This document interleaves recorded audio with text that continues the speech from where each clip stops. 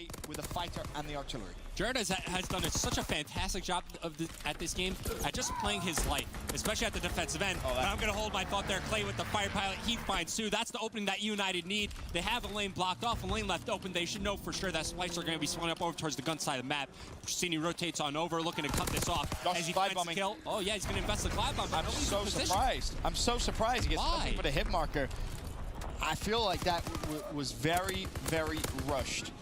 In those situations, you just have to say, all right, chalk that one up to an L. We'll now use the glide bomb aggressively. We'll wait till we get a couple of kills and then try and open up for a flag pull, knowing all they have left is an artillery barrage. It's not like they have a fighter defensively. But no extra utility for Splyce. They find themselves 1-0 down, and RC is dangerously close to streaks. He will not get them. Jared finds the pick. Josh looking to roam towards the flag. Fellow. Now, his turn to do some defensive. Wow, you know what would be great for this situation if you're Splyce? A glide bomb. That would be absolutely amazing. You have players set up, ready to pitch it into the EUnited base, and every time we talk about Flag Tower CTF, it's always about that second wave of kills and how tough it is to get. A glide bomb makes it a little bit easier to get these initial kills to try to punch a hole through the defense of the opposing team. Oh, and there was a brief moment there where all of a sudden it opened up. Pristini had to go big. Not going to happen, and now Mad Cat scrambling away with the flag. Josh is watching the overextension. That should surely be a flag cap unless they invest the artillery. They do. And it hits him, and the flag is smack dab right in the middle of the artillery barrage. Clay finds another one to follow that one up as he shuts down Bance. It's now EUnited as they're pressing forward, trying to get this return. Everybody's wiped off the map for Splyce. Everyone coming up off respawn, and EUnited, they go through their own artillery to get the return. Pristini sacrificed himself to return the flag. Worthwhile in a 1-0 game, and considering all that was left was an artillery barrage, you didn't think it was going to be as influential as it was. Still, RCD's in a position to be a nuisance. Finds the pick on Mad Cat. He's going to be traded out again. Splyce need to be aggressive. They need to push forward with just 2 minutes left. Still down one flag. No streaks, of course, left now for Clay. He's used them all. No streaks for Splyce. They have to play perfectly for 2 minutes here. Yeah, I was about to say, at least you burn all the streaks on the side of EUnited. So Splyce, they had a good offensive opportunity, but that's why you have those streaks. They allow you to make maybe an extra mistake out on the map. Bring yourself back into the game with that streak. And Splyce, you still have time to work with, right? Just under 2 minutes. Yep. They're finding kills. They're pushing on forward. Everybody from EUnited about to pop up off respawn. And this is what you want from Splyce. This is what we're talking about, right? The 4-on-4 team push, the second wave of kills coming in before the back. And here comes Bance, wasting no time. Some sloppy shots, but finds kill. And there's a team kill as Clay takes down RC's. Kills starting to come in favor of Splyce. There's one defending member. It's going to be all up to Pristini. And Jared just runs the opposite way. And he realizes, hold on a minute, boys. Things just spiraled out of control here. We had the numerical advantage. Now we don't. He's desperately trying to overextend. Now it comes down to his teammates. They have to find the following kills. They have to get the cuts. There's one from Josh. There's one from Bance. Splyce look good to tie things up with just over 60 seconds to go. We're all squared up, one flag apiece. And Splyce now left to defend with their lives. And now Splyce, as they push on forward, they just need to check their corners. They know that some members from EUnited can be sneaking around. Around here, you're going to see Fellow as he climbs his way up towards the top gun. It's going to be Pristini making his way through the lobby, and now it's EUnited's turn for an offensive push. They're fighting some kills going into the favor. That's 2 members from Splyce now falling. Jared is able to bring one back in favor of Splyce, but he's heavily tagged up. All 4 dead. Mad Cat fresh up off respawn. The flag has been pulled. The flag is away, and it's a foot race on the overextension. I don't know Mad Cat can find an angle. He has airborne. Better than it might. Clay turns around. His intuition just too strong. And EUnited, they're going to go for a counter cap. They get it with 26 seconds left. What has Splyce got left? A touch. That's all they need to extend this game an extra 60 seconds. They're flooding into EUnited's base. Bance opens things up with a pick on Fellow. RC's though trying to stop it. Flag carrier's going to challenge. It's Bance. Bance could find Clay as well. Clay with Bance right in front of him. In comes the support in the form of Mad Cat. Mad Cat and Bance trying to 2v1 Clay. Ultimately, Clay with the double kill. Can they get the return as well? Josh, the last man for Splyce for the game 3. Not gonna happen. And EUnited clutch up, and you see Clay roaring on his feet. I saw Clay, I guess it was earlier this morning. I was like, dude, you're gonna lose your voice before we even get to Nationwide. Not nice where it's a parasite as well. I thought there was an entire just riot, just crew behind screaming. And I'm pretty sure that was just a Mind Freak, guys. When I actually looked at and when I looked down at that game, it was ultimately, I believe, Ghost Gaming was leading by something in the area of like 100 points, 249 to 250 going to be the final score in favor of Mind Freak. So pretty crazy way here, but hey, look, we were talking about Jared potentially being that player who can shut down Pristini. We're seeing that stat line there for a couple of seconds as we touch down to this hard point that could end Splyce's season in World War II, Revin. All right, here we go. Valkyrie hardpoint, as we've been highlighting, this might be the last map we see from Splyce, but both teams still fighting to advance to the bracket play portion here at the Call of Duty Championships. Jared, the player we were looking out for, you saw the stat on your screen. He's got one of the highest KDs, in fact, the highest throughout Stage 2 on this map and mode. Of course, it was this map that Splyce won, and yes, it was Search and Destroy, but they looked very much at home. Can they transfer that now over to Game 4 to force a Game 5 Search and Destroy? We shall see. Early on, though, it's EUnited with the lead. Jared looking to find Arcees. Connects with the pick. Still 25 seconds left on Vents, and that's a nice opening from Jared. He's pre-firing as well. Gets the plus 100. Good streak progression. But realistically, needs just a little bit of support here. Oh, machine pistol there. Tags up Arcees enough for Mad Cat to move on in. But EUnited, this is what they did so well on that map 1 hardpoint, just chaining kills together and playing off the back of one another. Clay's able to find 2 as Arcees finds 1. That equals 3 down for Splyce and allows more breathing room up on the map for EUnited. It's now talking about spawns for Operations Bunker. Well, EUnited, they have a presence here, right? Arcees is inside the hardpoint. Although he's all alone, his teammate Fellow just spawned up right behind him. So all he has to do is play his life.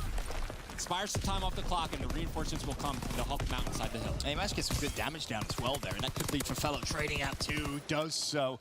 EUnited just being a pain, to be honest with you, here in Operations. He's now close to streaks. 565 of 700. Clay didn't earn any on his initial spree. It was Bance that managed to shut him down. Okay. Splyce are not winning this map. Wow. Fellow's looking through walls, beaming people, earning streaks. It was rated yesterday. It's Fellow today. That was for a glide bump. Wow. Impressive stuff so far early on from EUnited, but still only equates to around a 40-point lead. Sure, they might have the head start here on the rotation, but as the pinch comes in from smokestacks, they're actually spawning out. So these are crucial kills for Splyce to get. So even though Fellow's shooting players through walls, Splyce win the rotation. They have the early position as well as spawns, and they get the scrap time from the previous hill. Now, though, you need to turn storage into a money hill. Yep. You have to. You've got to give yourself an advantage here, and if you can get a streak, that would be absolutely wonderful, and Josh is the closest to it. He started off very slow, has a chance to turn up there, but not gonna happen. The collapse coming through here for EUnited. Bance on the hill, only able to get 1. Josh, meanwhile, off spawn. It's just not working for him. As Jared tries to wrap out of the hill. Looking back now with a little bit of support of his teammates. He's going to fall. EUnited, they break through. And now that I think about it, remember in Stage 1 when Jared was a little bit late to the party, I think it was, and Fellow actually filled in for that Splyce lineup. So Fellow actually had some insider information. He at least had some inkling on how Splyce, like to approach some of these maps. We'll see if maybe they used any of that information to gain a little bit of an advantage. But, Splyce, they were down early on. EUnited built a little bit of a lead, but Splyce is still well within this game. Probably use that information for Valk Search. And look how far that got him, right? Not the best pick, but obviously now storage is going to be complete. 81 to 50, the EUnited lead. By no means something to get too excited about. Office, the early time is going to go to Splyce, but they need that follow-up of kills. The last hill, prime example, right? You rotate, you win the first wave, you have to get the second wave. That's how you're going to get a normal hill essentially turned into a money hill. Splyce chipping away slowly but surely the EUnited lead. It's Mad Cat in the hill. Pristini looking to challenge from his left-hand side. The nade's going to come through. Forces Mad Cat to back away just a little bit, but there is teammate support. But the problem is when you're pre-firing, Arcees knows exactly where you're going to be, and EUnited just steamroll straight through. But wait, here comes Bance on a 5-3, make it 6. Capture points will give him some streaks to work with. There's the glide bomb turning around. He knows that there's somebody there, but his teammate looks like he dealt with that. Now he's just using Mad Cat as bait, right? Hoping one of these EUnited players touch the hill, and that's a perfect double challenge coming out of EUnited, just limiting him to just the glide bomb. So close to earning tier 2, tier 3. And Pristini now. Perfect. Fighting a 2v1. Mad Cat able to trade. In fact, wasn't even a trade. Mad Cat manages to assist his teammate in a bait and switch. There's the first streak going to be invested by Fellow. Mad Cat will fall. Another streak now being used to counteract that, this time from Splyce. That connects with Clay, so both glide bombs used. Fellow towards another one. Bear that in mind. A sloppy fight, but he gets the better of it. 4 spree for him. Trying to re-earn that glide bomb, and maybe a little bit more. Currently on smokestacks with just under 40 seconds remaining. It's Splyce looking to take the lead on this hardpoint. Just a couple more ticks will do it for them. But as it stands, EUnited looking to break on in. It's Arcees inside the hardpoint, getting swarmed, surrounded by these Splyce players. Now the last 2 for EUnited, they're lining up a little bit, but still finding kills, making it happen inside the hardpoint. Finally, Splyce break on back in. They get the remaining scrap time. once again, even though the deficit's not much, they'll at least bring it to, within like 5 or 6 points. And that was a great challenge from Jared there on Fellow. Recognized it was Fellow, knew he was close to streaks, and just ran straight at him. Was not letting Fellow give any time to regen any health whatsoever. And to your point, EUnited doing a good job of just keeping that cushion. It's a small one, a very small one, around about 25 points, but they're keeping it, right? Every time Splyce rotate early, they chip away at the lead, but somehow EUnited able to break through and just keep that small lead. Now, though, as we go over towards the second rotation of Hills, it's Splyce once again with the early time. Inside, it's going to be Josh. Infantry SMG class allows them to put extended mags on the PPSH, but EUnited, time and time again, they find the openings to break into the hard point. And just like you were saying, they rebuilt that 20-point lead that they once had. Let's see if they can make it anymore. And Splyce, they're starting to find some kills going in their favor. Jared trying to find the entry. Bance is there for the trade. And yes, Splyce break on back in. But when we think ahead, Benson, when we look at the upcoming hard point towards the top half of the map, at the operations bunker, EUnited have early positioning. They have the spawns under their control. It's going to be up to Splyce to push on forward and break this setup. And look at that, number 8 spawns out. That's Prestini. This could be Splyce's chance to try and break through towards this hill. Essentially a foot race between players from Splyce and EUnited off spawn. And you see the split that come through there for EUnited. Splyce will control it. They have the lead as well for what feels like the first time in this map. All right, Splyce, they're looking to force the Game 5. And Benson, I want you to name me a better duo than EUnited and Game 5 heartbreaking matches. This is certainly one that they do not want to go to the distance. And as it stands, Splyce, they take the lead. And now they're the ones with that 20-point lead looking to build on it. Inside operations bunker, Magcat cleans up Pristini and establishes control of the hard point. And this is huge time here. It's not free time because there is still going to be maybe another push, and it's going to come mainly from Arcites. You've got a favorable spawn, and he's going to push through the back, but if you're EUnited, you have to think about all the small things. The spawns for the new hill, the scrap time. Check that off the to-do list. 20 seconds, that's yours. Now the rotation. If you can win this, you're going to go back into the lead. And remember what Splyce did when they were in the position EUnited find themselves in now. 2 down through loading, 1 through smokestacks. Each kill you get then forces the other team to spawn out back towards that old hard point. Unfortunately, Splyce are finding their kills in rotation, or at least unfortunately for EUnited fans out there. Fortunately for Splyce ones, they hold on to their positioning. They get initial control of the hard point, but still EUnited, they have the loading. Clay finds 2 to enter in. Persini's there to follow it up. Clay finds the 3rd, gets some capture points, where I think maybe his teammates stole it from him, but still flawless. Good progression towards that glide bomb. Flawless break. EUnited apply the pressure once again onto Splyce, and now it's Splyce's turn to go for the break. An unbelievably close game, 161-161. EUnited take the lead, and 4 players go down. Clay dangerously close now to a glide bomb as well. That could be the final nail in the Splyce coffin. If by the time we get to smokestacks, Clay has some extra utility to use, Splyce could be digging their own grave. Assist there is going to earn him the glide bomb. Looking to earn the initial time here.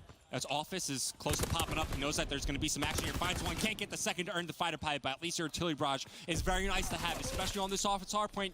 Notice how often we see the artillery barrage placed like over towards that side doorway to block up the entrance from Supply Street. It's EUnited all over this rotation. They have the spawns in their favor. They're looking good, and here comes that artillery barrage ready to be called in. And Clay's killing everything, including his teammates. Fellow gets a double. Clay throws the nade at him, says, don't worry, I'll trade it for you. Now the artillery has been used. They need to lock down this office time. EUnited just really pulling away with it in the final 90 seconds or so. Madcat wants to break in, finds one. RC's there to trade though. Vance instantly trades that out, but Fellow springs into life. EUnited still with control of office with 30 seconds left. Now the lead, 205 to 167, and Fellow has come to life. And now it's do or die time for Splyce as EUnited get well over this 200-point mark. They're inching closer and closer to victory. Not only does that mean the end of the World War II season for Splyce, it means that we'll be seeing EUnited in the winner's bracket for the Call of Duty Championships. 3 kills going to EUnited's favor, inching closer and closer to achieving, step 1 here at the Call of Duty Championships. It's that way. Scrap time is going to be challenged, and it could be important scrap time, and ultimately Vance is just going to say, I've got to leave. I have to rotate. We cannot allow EUnited to get set up, but the early kills go EUnited's way. Jerd and Madcat, Splyce's hope here to just delay EUnited, to push them back a little bit further. And finds Arcades though with the support of Clay. He's just going to throw the nade over the top. Mad Cat shuts down Clay. Arcades wants to go for the trade. They're just playing so fast, but Bance with one. Prestini now, it's his turn to jump into smokestacks. Can he shut down Jared? Yes, he can. But again, trades left and right. And here comes the Glide Bomb. Clay had it in his back pocket. Takes out Josh from inside the hardpoint. Splyce, they're certainly not giving up without a fight, but here comes Arcades right around the back through maps. He's going to find Bance. Can he find any more kills inside the hardpoint? You see through the X-ray vision. A couple members laying down, but the kills all going in favor of EUnited. They have enough time remaining on smokestacks to close it out. Yes, they can indeed. Splyce, they have to push. They don't have an option. They have to break through the hill. But the kills split 50-50 for now. Prestini with a double. Is that it? Is that the final nail? One more player from Splyce. It was down to Josh. He isn't going to touch the hill. And EUnited will progress to bracket play. And with that, they knock out Splyce. Their World War II season is over. What a weird season it was, too. I mean, just we settled down in one of the first open events, and we look at Splyce and we're like, oh, it's not even a question if they're the best team in Europe. It's a question if they're the best team in the world. I mean, it was so long ago that you might forget it, and you can't be blamed for it at all. I mean, they looked absolutely insane at the beginning of the year, and then their rock bottom was low. Not only that, 2 years ago, we saw these